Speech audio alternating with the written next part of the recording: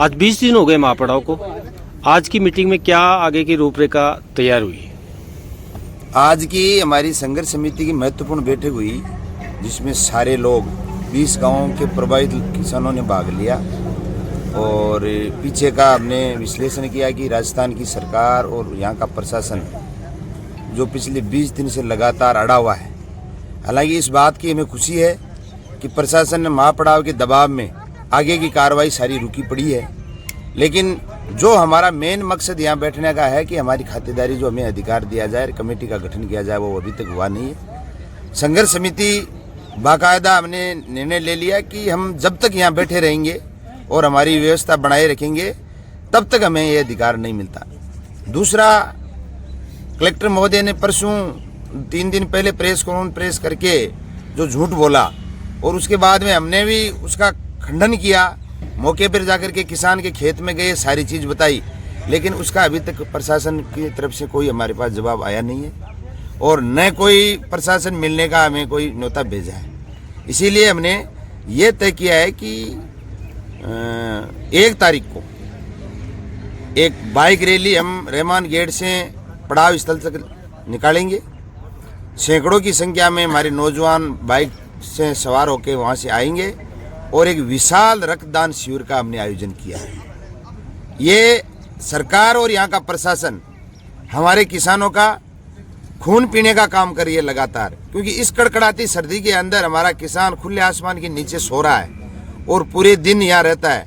एक तरफ वो ये काम कर रही है, दूसरी तरफ हमारे किसानों ने ये धैर्य का, संघर्ष समिति ने धैर्य का निर्णय लेते हुए हमने तय किया है कि हम यहाँ ब्लड, एक दिन ब्लड डोनेशन करेंगे और जिन लोगों की एक्सीडेंट में मानो और जो ऐसा लोग हैं जिनके आगे पीछे नहीं है, उनके लिए हमारा एक खून है, उनकी रगों में दौड़ेगा किसान का खून।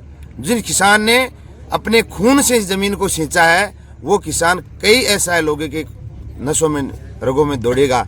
इसीलिए हमने 1 तारीख को 10 बजे से लेकर 4 बजे तक ये ब्लड डोनेशन का कार्यक्रम रखा है और हम पुनः तमाम लोगों से अपील करना चाहेंगे कि हमारे इस महापड़ाव में और ब्लड डोनेशन कार्यक्रम में ज़्यादा से ज़्यादा लोग हिस्सा ले, सरकार को एहसास कराए कि कैसा आंदोलन हमारा सत्याग्रह आंदोलन है, जिसमें बाइक रैली, पैदल रैली, महिला रैली, युवा शक्ति, नारी शक्ति, कैंडल मार्च, कवि सम्मेलन और अब ब्लड डोनेशन तक हमारा आंदोलन पहुंच चुका है और उसके दिन 1 तारीख के बाद में अगले कार्यक्रम की हम घोषणा करेंगे। आने वाले समय में क्या आक्रामक तेवर देखने को मिल सकते हैं? खतरनाक आक्रामक तेवर दिखेंगे, खतरनाक, जो कभी किसी ने देखा ही नहीं है। इसीलिए हम बार बार लंबा चलाने का हमारा मकसद है कि हमें कोई कहे नहीं कि किसानों ने एकदम से कर दिया।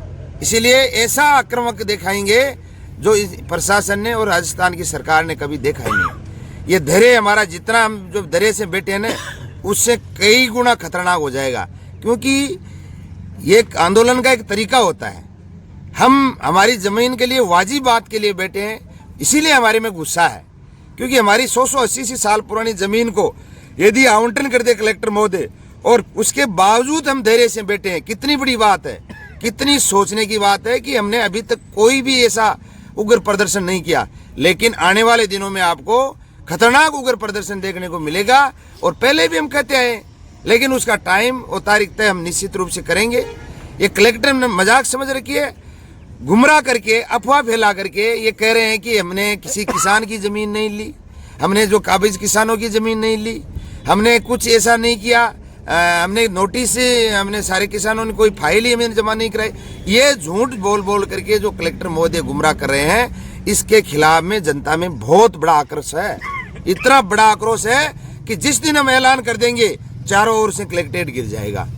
तो आने वाले दिनों के अंदर खतरनाक आक्रामक आंदोलन की घोषणा होगी और जो हमने कमेंट्स में कहा है पहले, जो नेताओं के बारे में, वो सारे आएंगे।